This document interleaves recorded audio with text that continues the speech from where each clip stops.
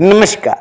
इन खबर में आपका स्वागत है। रूस और यूक्रेन युद्ध के 1.5 साल से अधिक हो गए और अभी इससे दुनिया निपट ही रही थी कि अचानक इजराइल और हमास में जंग छिड़ गई। हमास ने 7 अक्टूबर को तड़के इजराइल पर जल थल वायु मार्ग से हमला बोल दिया। उसके कई नागरिकों को बंधक बना लिया, फिर उन्हें निर्वस्त्र किया, अत्याचार किया और सड़कों पर घुमाया। इसमें विदेशी महिला भी शामिल है। सबसे बड़ा सवाल कि जो चरमपंथी संगठन हमास है उसका कमांडर कौन है, जो ये जानते हुए कि इजराइल जो है छोड़ेगा नहीं, इसके बावजूद उसने ये दुस्साहस किया।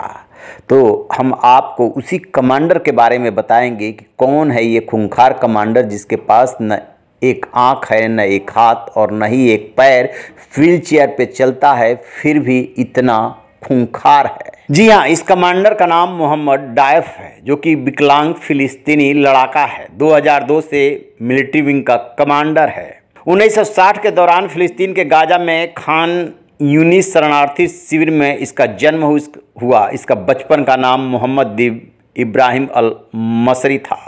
इसने गाजा की इस्लामिक यूनिवर्सिटी से पढ़ाई लिखाई पूरी की है। उस समय गाजा का यह इलाका मिस्र या जिसे इजिप्ट भी बोला जाता है के कंट्रोल में था। जून 1967 में हुए 6 दिनों की लड़ाई के दौरान इस इलाके पर इजराइल ने कब्जा कर लिया था। इस लड़ाई के दौरान इजराइल ने सिनाई प्रायद्वीप, गाजा पट्टी, वेस्ट बैंक, यरूशलेम के पुराने शहर और गोलान हाइट्स पर कब्जा कर लिया।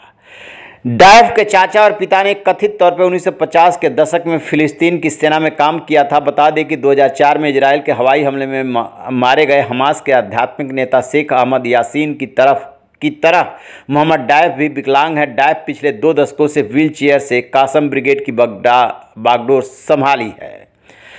यूएस डिपार्टमेंट ऑफ स्टेट ने डायफ को स्पेशली डिजिग्नेटेड ग्लोबल टेररिस्ट के तौर पर घोषित किया है। ऐसा कहा जाता है कि डायफ का गुरु एहिया अय्यास है, जो पेशे से एक इंजीनियर है। यह हमास के लिए बम और हथियार बनाने के लिए मशहूर है। मोहम्मद डायफ ने लंबे समय से इजराइल पर हमले की वकालत किया है। पहले इंतिफादा आंदोलन के दौरान डायफ की उम्र 20 साल थी। इस दौरान डायफ को इजरायली अधिकारियों ने बम विस्फोटों में दर्जनों लोगों की मौत के लिए जिम्मेदार ठहराया था। उसे जेल भेज दिया गया था। हमास के साथ डायफ के रिश्तों की शुरुआत गाजा के इस्लामिक यूनिवर्सिटी में पढ़ाई के दौरान मानी जाती है। इसी दौरान तमाम फिलिस्तीनी नेताओं ने फिलिस्तीनी स्वतंत्रता आंदोलन को ज्वाइन किया था। ऐसा माना जाता है कि डायफ ने फिलिस्तीनी लिबरेशन ऑर्गेनाइजेशन के चेयरमैन यासर अराफात की ओर से 1993 में शुरू समझौते के हस्ताक्षर के तुरंत बाद कासम ब्रिगेड को ज्वाइन कर लिया था। बताते चले ओस्ले समझौते के जरिए फिलिस्तीन और इजराइल के बीच संघर्ष की औपचारिक समाप्ति हुई थी। तो इस तरीके से ये कमांडर है डायफ, जो कि बेशक विकलांग है लेकिन बहुत ही खूंखार और रणनीति बनाने में माहिर है। रहिए बेखबर, देखते रहिए इन खबर। Thank you.